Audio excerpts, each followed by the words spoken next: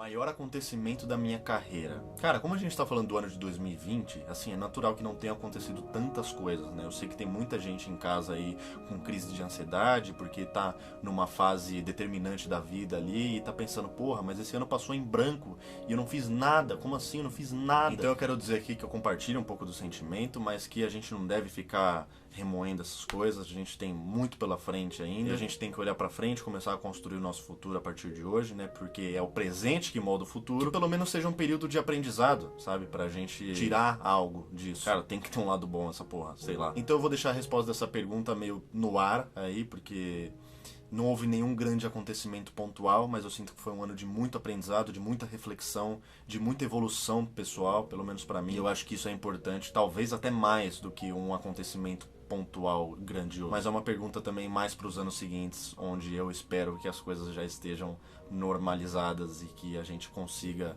viver normalmente. Assim, com o mundo totalmente integrado do jeito que é hoje, né, e a gente vive nessa era que você tem uma chuva de informação e todo mundo se conhece, todo mundo se comunica e tá tudo tão conectado. Essa é uma pergunta que pode ser um pouco traiçoeira, porque ela traz aquele lado da gente que gosta de se comparar muito com as outras pessoas, né? Mesmo sendo comparações injustas, né, comparações que só vão fazer a gente ficar ruim da cabeça. Eu bato sempre na tecla de que a gente tem que ser melhor pela gente. Se tal pessoa te inspira, tal pessoa te inspira a ser melhor, tal pessoa te inspira a querer alcançar seus objetivos, ótimo. Mas é legal que a gente trace o nosso próprio caminho também e faça as coisas pela gente. E nesse sentido, eu acho que na medida do possível eu sou bem sucedido, sim. Eu me considero um cara realizado em partes, né? Porque eu acho que se a gente atinge o 100% da realização, significa um pouco de estagnação também. Significa que a gente se conformou que aquilo ali é o nosso auge, nosso ápice, se encontrando ali, vivendo uma filosofia de involução, né? E isso é o que eu quero estar mais distante na minha vida sempre. O pior momento do ano.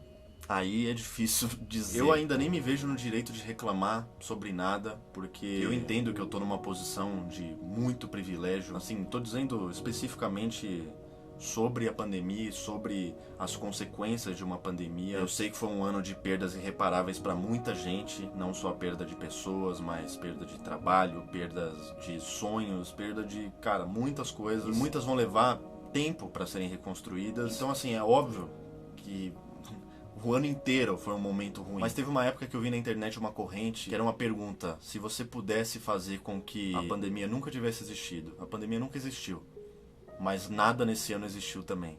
Você trocaria? É óbvio que eu trocaria. Mas é interessante a reflexão, né? É interessante entender todo o conceito de efeito borboleta, né? De saber que se as coisas não tivessem acontecido exatamente do jeito que elas aconteceram, talvez hoje você fosse uma pessoa totalmente diferente. Com outras ideias, com outros princípios, com outras pessoas ao redor, e estaria em outro lugar. Então, assim, ao mesmo tempo que a gente lamenta profundamente, né, o ano bosta que foi 2020, eu, na minha posição de privilégio, onde eu assim, fui afetado em questões que eu sei que eu vou poder consertar no futuro. Eu sinto mais pela dor de quem realmente sofreu muito com essa parada. E não foi pouca gente. E também essa pergunta de se você pudesse voltar no tempo, eu acho que ele é um pouco traiçoeira. E se minha mãe tivesse 4 rodas, eu seria filho de uma carreta.